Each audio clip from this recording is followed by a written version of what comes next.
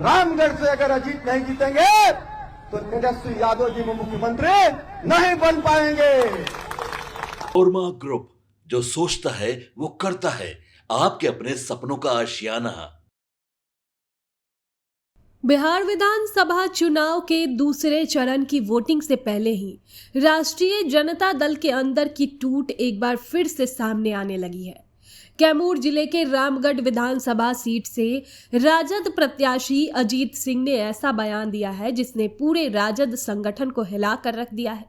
उन्होंने सार्वजनिक मंच से पार्टी के नेता और मुख्यमंत्री पद के दावेदार तेजस्वी यादव को खुली धमकी दे डाली है। रामगढ़ में जो चाल चल रही है मैं समझ रहा हूं। अगर रामगढ़ में मैं नहीं जीतता हूं तो बिहार में तेजस्वी भी मुख्यमंत्री नहीं बनेंगे, ये मेरा दावा है। अब इस बयान ने जैसे ही सोशल मीडिया और स्थानीय मीडिया में जगह बनाई, राजद के अंदर भारी हड़कंप मच गया। पार्टी कार्यकर्ता और नेता दोनों ही हैरान है कि एक उम्मीदवार खुले मंच से अपने ही नेता को इस तरह धमकी कैसे दे सकता है। अब देखिए, राजद के कई कार्यकर्ता ने अजीत सिंह के खिलाफ आवाज उठाई है। उनका कहना है कि ऐसे बयान न केवल अनुशासनहीनता है बल्कि पार्टी की प्रतिष्ठा पर सीधा हमला है। कैमूर जिला राजद कार्यालय में बैठकों का दौर चल रहा है, जहां कई नेताओं ने मांग की है कि अजीत सिंह से माफी मंगवाई जाए या उन पर कार्रवाई की जाए। राजद के अंदरूनी सूत्रों के मुताबिक अजीत सिंह पिछले कुछ दिनों से पार्टी नेतृत्व से नाराज चल रहे थे। रामगढ़ सीट पर यादव वोटरों के झुकाव बसपा उम्मीदवार सतीश यादव उर्फ पिंटू सिंह के तरफ जाने से अजीत सिंह को झटका लगा। बताया जा रहा है कि यादव समुदाय के कई प्रमुख लोग अब राजद से नाराज हैं, जिससे अजीत सिंह की स्थिति कमजोर हुई है। अब यही हताशा है जो अब धमकी और बगावत में बदल गई है। मंच से अजीत सिंह ने कहा कि पार्टी के अंदर ही कुछ लोग उन्हें हरवाने की साजिश कर रहे हैं। उन्होंने ये भी कहा कि जो चाल रामगढ़ में चली जा रही है वो सबको समझ आ रहा है। उनका इशारा सीधे सीधे राजद के स्थानीय नेताओं की तरफ था, जिस पर उन्होंने सहयोग न करने का आरोप लगाया। उन्होंने ये भी कह दिया कि अगर वे रामगढ़ से नहीं जीते तो तेजस्वी यादव भी मुख्यमंत्री नहीं बन पाएंगे। अब इस बयान को राजनीतिक हलकों में तेजस्वी के नेतृत्व पर सीधी चुनौती के तौर पर देखा जा रहा है। अजीत सिंह यही नहीं रुके, उन्होंने मंच पर मौजूद बक्सर सांसद सुधाकर सिंह के बड़े भाई पर भी निशाना साधते हुए कहा कि उनके प्रभाव में आकर कुछ लोग पार्टी में गड़बड़ी कर रहे हैं। अब इस बयान से साफ है कि अजीत सिंह न केवल नाराज है बल्कि खुली बगावत के मूड में है।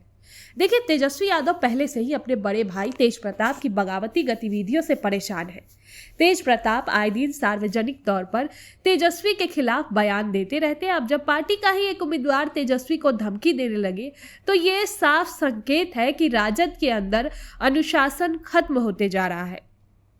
राजनीतिक जानकारों का मानना है कि ये घटना पार्टी की छवि को गहरा नुकसान पहुंचा सकती है। चुनाव के दौरान जनता के सामने इस तरह के विवाद पार्टी की एकता और नेतृत्व दोनों पर सवाल उठाते हैं। राजद को हमेशा से यादव वोट बैंक का मजबूत सहारा रहा है, लेकिन रामगढ़ में यादव समुदाय का एक बड़ा हिस्सा अगर बसपा के उम्मीदवार के साथ चला गया है तो ये राजद के लिए बड़ा खतरा है। कई राजनीतिक विश्लेषक मानते हैं कि अजीत सिंह जैसे बगावती सुर दरअसल राजद के अंदर नेतृत्व की कमजोरी का नतीजा है। तेजस्वी यादव युवा है, ऊर्जावान है, लेकिन पार्टी के पुराने नेता और कार्यकर्ता अक्सर खुद को उपेक्षित महसूस करते हैं। अब यही वजह है कि अक्सर समय समय पर कोई ना कोई नेता नाराज होकर पार्टी के खिलाफ बोलने लगता है। तो कुल मिलाकर अजीत सिंह का ये बयान राजद के लिए केवल एक स्थानीय विवाद नहीं है बल्कि एक राजनीतिक चेतावनी है। यह दिखाता है कि तेज प्रताप यादव की लोकप्रियता बढ़ रही है, लेकिन पार्टी का उनका नियंत्रण उतना मजबूत नहीं है जितना होना चाहिए। अगर पार्टी ने ऐसे मामलों पर समय रहते सख्ती नहीं दिखाई तो आने वाले समय में राजद को न केवल अंदरूनी बगावत का सामना करना पड़ सकता है बल्कि उसका असर चुनावी नतीजों पर भी साफ दिखेगा। राजद के लिए अब सबसे बड़ी चुनौती यही है, तेजस्वी की छवि बचाना और पार्टी में बिखराव को रोकना। लेकिन सवाल ये है कि क्या अब बहुत देर हो चुकी है? आपके सपनों को हमने सजाया है, ई होम्स पैनोरमा को हमने बनाया है। ई होम्स मेरा एक सपना था जिस पे मैं पिछले 4 साल से काम कर रहा था। हमने जो बनाया है वो सबने है माना। ई होम्स पैनोरमा में हो आपका भी आशियाना। और फाइनली हमने 2021 में इस प्रोजेक्ट को लॉन्च किया। बहुत लोग अप्रिशिएट कर रहे हैं कि पूर्णिया जैसे शहर में, बिहार के, एक तो बिहार की बात करें उसमें भी पूर्णिया जैसे छोटे जगह में इस तरह का लाइफस्टाइल देना ये सुन के हम लोगों को बहुत अच्छा लगता है। ई होम्स में हमने कुछ और भी किया है, जैसे हम जिस जगह में रह रहे हैं हमारे फैमिली सिक्योर हो, उनको सिक्योरिटी का ध्यान में रखा है। आपकी सुविधा और सुरक्षा आपके लिए खास है, ये आपका विश्वास है। इसमें आर्टिफिशियल इंटेलिजेंस का 7 लेयर सिक्योरिटी का हमने इस्तेमाल किया है। लस ग्रीन कैंपस को बनाया है। यदि हमारा बाउंड्री वाल है तो वो वर्टिकल गार्डन है। ये जितनी भी फैसिलिटी होता है एक इंटरनेशनल टाउनशिप में, ई होम्स है, ये हम लोग विश्वास नहीं कर पा रहे हैं। जो भी हमारे मित्र दोस्त या जो भी हमारे बाहर के बाहर आते हैं तो हम लोगों को बहुत अच्छा सुनने को मिलता है और बहुत अच्छा क्रेडिट मिल रहा है। वो सारा हमने सिर्फ एक बिल्डिंग नहीं बनाया, हमें एक बहुत अच्छा लाइफस्टाइल दिया ई होम्स में, और मेरा एक सपना था जिसको मैं आज फुलफिल होते हुए देख रहा हूँ। ये आपका आवास है। ई होम्स पैनोरामा में अब आपका निवास है। E Homes Panorama, luxurious lifestyle redefined. Panorama Group, जो सोचता है वो करता है। अगर ये वीडियो पसंद आई और वह बिहार के राजनीति और बिहारियत से सरोकार रखेनी तो सब्सक्राइब बटन दबा के चैनल के सब्सक्राइब कर ली।